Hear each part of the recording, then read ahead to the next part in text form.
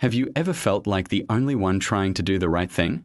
Imagine living in a world where almost everyone else had forgotten how to be good, kind, and loving. That's the world a man named Noah lived in, thousands of years ago. The Bible tells us that God looked down at the world he had created, and his heart was filled with pain. People had become so corrupt and filled with wickedness that God decided to wash the world clean and start over. But amidst all this darkness, there was one person who stood out. His name was Noah. The Bible describes Noah as a righteous man, blameless among the people of his time, and he walked faithfully with God. So, God came to Noah with a monumental task. He said, "I am going to bring floodwaters on the earth to destroy all life under the heavens, everything that has the breath of life in it. Everything on earth will perish, but I will establish my covenant with you." Then God gave Noah a set of instructions that must have sounded absolutely unbelievable. He told him to build a gigantic boat, an ark. This wasn't just any boat. It was to be made of cypress wood, about 450 feet long, 75 feet wide, and 45 feet high. That's 1.5 football fields long. It was to have 3 decks, rooms inside, and a roof, all sealed with tar to make it waterproof. Can you imagine what Noah's neighbors thought? Here's this guy, miles from any large body of water, building a massive ship in his backyard. They probably laughed at him, mocked him, and called him crazy. The sky was clear, there was no sign of rain, let alone a global flood. But Noah didn't listen to the doubters. He had faith. He trusted God completely and did everything just as God commanded him. But the ark wasn't just for Noah and his family. God had a plan to save the animals too. He instructed Noah to bring 2 of every kind of living creature, male and female, onto the ark. From the largest elephants and giraffes to the smallest ants and beetles, they were all to be saved.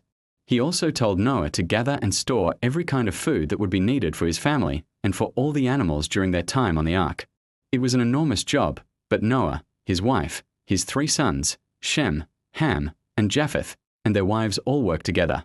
Finally, after years of hard work and unwavering faith, the ark was finished. The animals started arriving, 2 by 2, just as God had said. It must have been an incredible sight. Lions walking alongside lambs, birds of every feather flocking together, all peacefully making their way into the ark.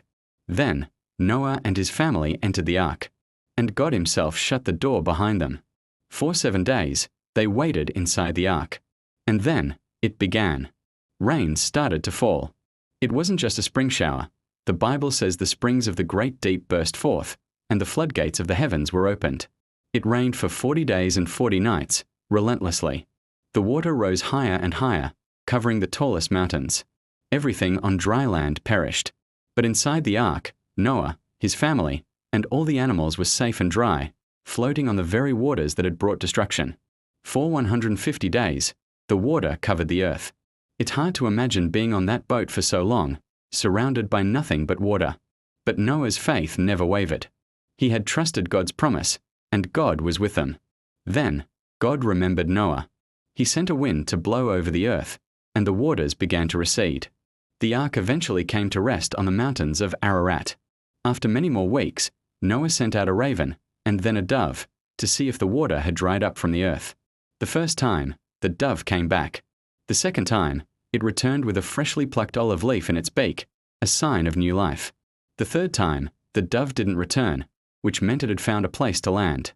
Finally, God told Noah, "Come out of the ark, you and your wife and your sons and their wives. Bring out every kind of living creature that is with you." So they all came out, onto dry ground. The very first thing Noah did was build an altar and give thanks to God for saving them. God was pleased, and he made a promise to Noah and to all of humanity. He said he would never again destroy all living creatures with a flood. And as a sign of this everlasting promise, he set a rainbow in the clouds. So, the next time you see a beautiful rainbow stretching across the sky, remember the story of Noah. It's a powerful story of faith, obedience, and God's promise of a new beginning. It reminds us that even when things seem dark and impossible, holding on to faith and doing the right thing can lead to incredible blessings. Thanks for watching. If you enjoyed this story, please give this video a like and subscribe for more content. See you next time.